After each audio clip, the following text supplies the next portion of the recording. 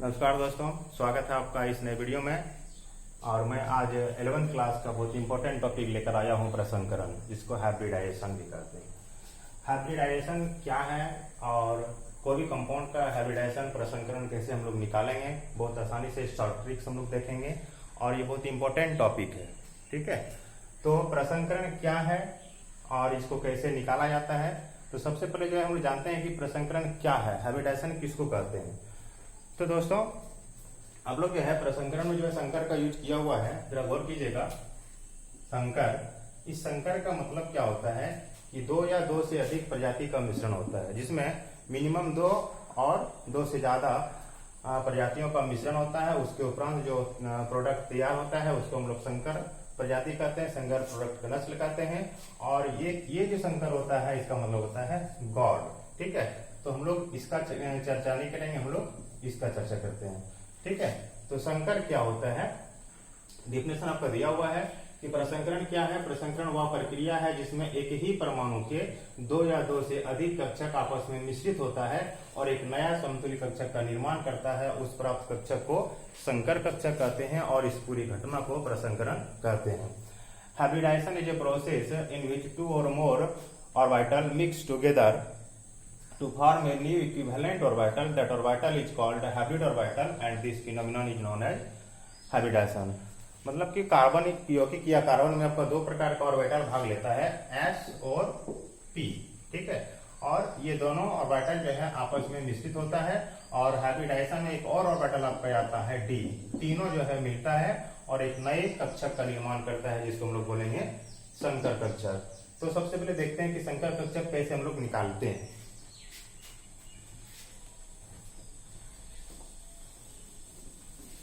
बच्चों, प्रसंकरण बहुत इंपॉर्टेंट टॉपिक है और बहुत शॉर्ट ट्रिक से हम लोग इसको निकालने सीखेंगे और ये हर एग्जाम में आपका पूछा जाता है।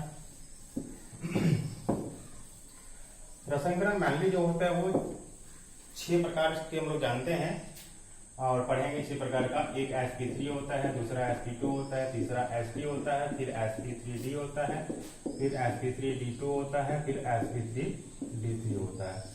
ये 6 प्रकार का प्रसंकरण आपको पढ़ना है और ये 6 निकालने का तरीका हम सिखाएंगे, जो कि आप चुटकी बजाते ही जो है प्रसंकरण को निकाल सकते हैं। ठीक है, तो सबसे पहले देखते हैं क्या कि sp3 प्रसंकरण क्या है। नाम से पता चल रहा है कि S का जो है एक ऑर्बिटल मिला होगा और P का जो है आपका 3 ऑर्बिटल मिला होगा। S का एक ऑर्बिटल और P का 3, और टोटल जब जोड़ देंगे तो कितना हो जाएगा 4। तो टोटल हो जाएगा 4। तो इसको डिफाइन पहले कैसे करेंगे कि जब S का एक ऑर्बिटल और P का 3 ऑर्बिटल को आपस में मिश्रित करते हैं तो 4 नया समतुल्य कक्षक का निर्माण होता है और जिसे sp3 संकर कक्षक कहते हैं और इस पूरी घटना को sp3 प्रसंकरण कहते हैं। ठीक है, उसी प्रकार sp2 का क्या होता है, S का आपका एक ऑर्बिटल मिलेगा और P का जाके आपका 2 मिलेगा। टोटल कितना हो जाएगा तो 3। जब S का एक कक्षक और P का 2 कक्षक को आपस में मिलाते हैं और मिलाने के बाद एक नया समतुल्य कक्षक प्राप्त होता है, 3 नया समतुल्य कक्षक प्राप्त होता है, जिसे sp2 संकर कक्षक कहते हैं। इंग्लिश में बोला जाएगा sp3 का, तो 1 orbital of S and 3 orbital of P are mixed together to form 4 new equivalent orbital that is called sp3 hybrid orbital and this phenomenon is known as sp3 hybridization। और sp2 का क्या होगा, 1 orbital of S, फिर से 1 orbital of S and 2 orbital of P are mixed together to form 3 new equivalent orbital। That orbital is known as sp2 hybrid orbital and this phenomenon is known as sp2 hybridization। उसी प्रकार बच्चों sp का क्या हो जाएगा कि S का एक ऑर्बिटल और P का एक ऑर्बिटल आपस में मिश्रित होता है तो 2 नया समतुल्य कक्षक का निर्माण करता है और इस प्राप्त कक्षक को sp संकर कक्षक कहते हैं और इस पूरी घटना को sp प्रसंकरण कहते हैं। ठीक है, और इस प्रकार से जो है sp3d, sp3d2 और sp3d3 को डिफाइन कर सकते हैं। ठीक है, तो प्रसंकरण क्या एक बार फिर से रिकॉल कर देते हैं। प्रसंकरण वह प्रक्रिया है जिसमें एक ही परमाणु के विभिन्न कक्षक मतलब दो या दो से अधिक कक्षक को आपस में मिश्रित करते हैं तो एक नया समतुल्य कक्षक का निर्माण होता है जिसे संकर कक्षक कहते हैं और इस पूरी घटना को प्रसंकरण कहते हैं। ठीक है, hybridisation is a process in which different orbitals of same atom are mixed together to form a new equivalent orbital that is known as hybrid orbital and this phenomenon is known as hybridisation. ठीक है, तो hybridisation कितने प्रकार के होते हैं दोस्तों? 6 प्रकार का। कौन कौन सा? sp3, sp2, sp, sp3d, sp3d2 and sp3d3। ठीक है, और सबको डिफाइन करने में सीख गए। एक का फिर से रिकॉल कर देते हैं। 1 orbital of s and 3 orbital of p are mixed together to form 4 new equivalent orbital. This is called sp3 hybrid orbital and this phenomenon is known as sp3 hybridisation. ठीक है, अब जो है इसको निकालने के लिए जो है कौन सा सूत्र लागू करना होगा तो देखते हैं, बहुत आसान तरीके में। ठीक है, थोड़ा सा आपको याद करना है कि आपका हाइब्रिडाइजेशन जो होता है आपका 6 प्रकार का होता है, मतलब 2 से लेकर जो है ये 7 तक आपका निकलेगा। यदि आपका sp एक s और एक p को मिलाते हैं तो टोटल ये आपका 2 हो जाएगा। ठीक है, और इसका शेप क्या होगा? तो लीनियर होगा, जिसको हम लोग रैखिक बोलेंगे। इसको सा याद करना होगा। sp2 लेंगे तो आपका 3 ऑर्बिटल तैयार होगा, जिसको बोलते हैं ट्राइगोनल प्लेनर त्रिभुजीय समतलीय। sp3 होगा तो 4 ऑर्बिटल तैयार होगा, जिसको बोलते हैं टेट्राहेड्रल शेप, इसका चतुष्फलकीय। sp3d 5 orbital trigonal by pyramidal, इसका हिंदी बोलेंगे त्रिभुजीय द्विपिरामिडी। sp3d2 6 निकलेगा, इसको बोलेंगे ऑक्टाहेड्रल अष्टफलकीय। और sp3d3 7 ऑर्बिटल तैयार होगा इसमें, इसको बोलेंगे पेंटागोनल बाई पैरामिडल पंचभुजीय द्विपिरामिडी। ठीक है, एक चीज यहाँ पर ध्यान देना होगा कि किसी भी कंपाउंड का यदि हमको हाइब्रिडाइजेशन निकालना पड़ता है तो उसमें लॉन पेयर और बॉन्ड पेयर निकालना पड़ता है, वो हम अभी चर्चा करेंगे। यदि आपका लॉन पेयर 0 रहेगा तो ये कंडीशन को अप्लाई करना है, और लॉन पेयर यदि 1 2 3 कुछ निकल जाता है कोई कंपाउंड का तो ये जो है आपका शेप जिगजैग हो जाएगा। हाइब्रिडाइजेशन आपका सेम रहेगा लेकिन शेप क्या होगा, थोड़ा सा आगे पीछे होगा। फिलहाल वो किसी किसी कंडीशन में होता है, मैनली आपको ये लागू होगा।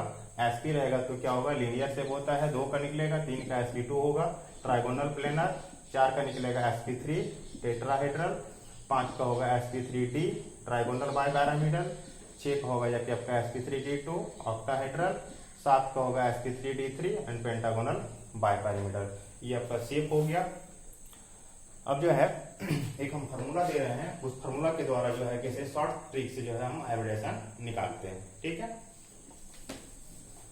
दोस्तों, ये आपका जो है टॉपिक क्लास 11 का केमिकल बॉन्डिंग से रिलेटेड है। वैसे ये ऑर्गेनिक कंपाउंड का निकालना पड़ता है, इनऑर्गेनिक का भी है, और ये ऑर्गेनिक केमिस्ट्री में भी जो है स्टार्टिंग में देखा जाता है।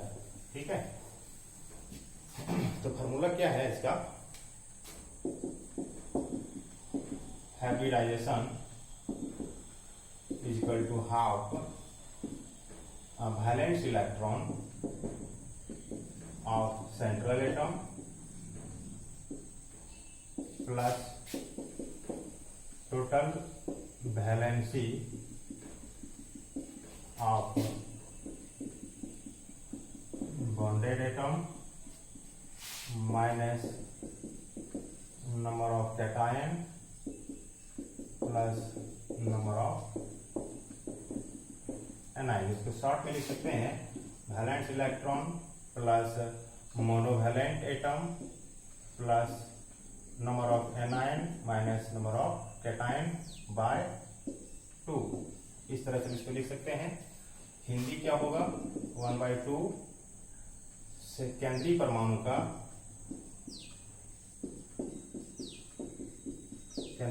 का संयोजी इलेक्ट्रॉन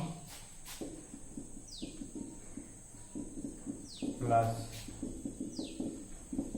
बंधित परमाणु की कुल संयोजकता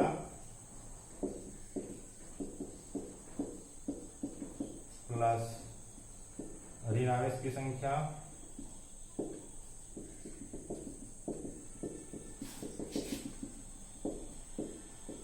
माइनस धन आवेश की संख्या।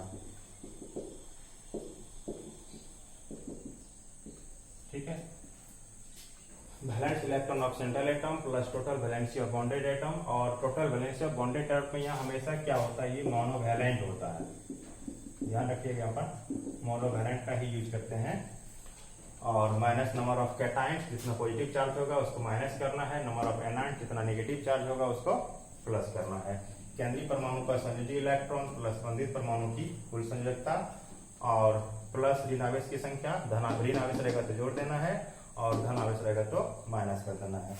बच्चों यहाँ चीज ध्यान देना होगा, यदि आपका बॉन्डेड एटम में ऑक्सीजन वर्क करता है तो ऑक्सीजन का वैलेंसी हम लोग शून्य मानेंगे। ठीक है, if oxygen atom act as bonded atom, then its valency will be 0। ठीक है, यदि ऑक्सीजन, आपका ध्यान रखना होगा यहाँ पर अक्सर मार्क कर जाता है, यदि ऑक्सीजन आपका जो है बॉन्डेड में साइड में वर्क करता है तो इसका वैलेंसी कितना लेंगे हम लोग, 0 लेंगे। मेरे ख्याल से आप लोग सबको नोट कर लिए होंगे। अब कुछ एग्जांपल के साथ जो है हम इसको प्रैक्टिस करते हैं। तो बहुत सारे जो है कंपाउंड जो है आपका बनाने के लिए दिया जाता है, तो कुछ एग्जांपल हम लोग लेते हैं। जैसे मान लेते हैं क्या, सबसे पहला एग्जांपल कुछ छोटा होता है, CH4 का लिए। CH4 का जो है आपको प्रसंकरण निकालना है। ठीक है, तो सबसे पहले क्या करना है, 1/2 इसमें जो है CH4 का एक रफ स्ट्रक्चर बना लेंगे और यहाँ से हम सेंट्रल एटम को पता कर लेंगे। सेंट्रल एटम मेरा जो बीच पर रहेगा वही सेंट्रल एटम होगा। और सेंट्रल एटम कितना है, कौन सा है, कार्बन। और कार्बन का एटॉमिक नंबर होता है जाके आपका 6 और 2 and 4 में इसको ब्रेक करते हैं। ये हो गया आपका वैलेंस इलेक्ट्रॉन, इसको बोलेंगे कोर इलेक्ट्रॉन। तो हमको लेना कौन सा है, तो वैलेंस इलेक्ट्रॉन 4 प्लस बॉन्डेड में कौन सा आ गया, हाइड्रोजन। हाइड्रोजन का वैलेंसी क्या होता है, 1। कितना हाइड्रोजन है तो 4 और चार्ज तो इसमें कुछ नहीं है तो धनावेश भी 0 होगा और ऋणावेश भी 0 होगा। इस प्रकार से 1/2 इंटू 4 और 4 8 4 और 4 के जरा मैचिंग कीजिएगा। 4 में क्या था आपका, 2 में था sp, 3 में था sp2, 4 में था sp3, तो इसका प्रसंकरण क्या हो जाएगा, sp3। ठीक है, दूसरा जैसे मान लेते हैं कि अमोनिया को निकालने दे। ठीक है, तो 1/2 इंटू वैलेंस इलेक्ट्रॉन किसका लेना है, नाइट्रोजन का। तो नाइट्रोजन पे कितना होता है जाके आपका 7 का मतलब 2 और 5 और 5 लेंगे इसका valence electron plus bonded atom 1 गुना 3 हाइड्रोजन का 1 होता है, चार्ज क्या है तो 0 है। 1/2 इंटू 5 और 3 8 इंटू 4 और 4 का भी क्या निकलेगा तो sp3 निकलेगा। ठीक है, नेक्स्ट जैसे मान लेते हैं कि आपका जाके सल्फेट आयन का ले लिया। ठीक है, तो सल्फेट का क्या होगा, 1/2 सेंट्रल एटम कौन सा है, सल्फर। सल्फर का कितना होता है 16 मीन्स 2 8 एंड 6 लेंगे। यहाँ पर ध्यान दीजिएगा ऑक्सीजन आपका बॉन्डेड ग्रुप में आ गया, अब बॉन्डेड का रहेगा तो क्या होगा, इसका वैलेंसी 0। अब माइनस क्या है 2 ठो, माइनस रहेगा क्या करना है, इसको जोड़ देना है, प्लस रहेगा तो घटा देना है। तो 6 और 2 8, 8 बटे 2 यानी कि 4 का क्या होगा sp3। ठीक है, नेक्स्ट जैसे मान लेते हैं क्या कि H2O का निकालना है।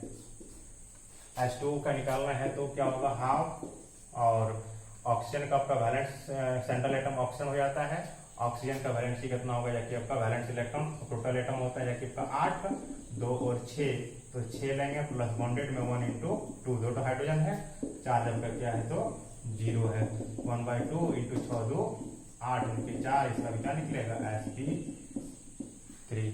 ठीक है, मेरे ख्याल से समझ में आ रहा होगा। ठीक है, और किसी प्रकार का कोई दिक्कत है तो कमेंट बॉक्स में जरूर लिखिएगा, उसका समाधान हम जरूर करेंगे।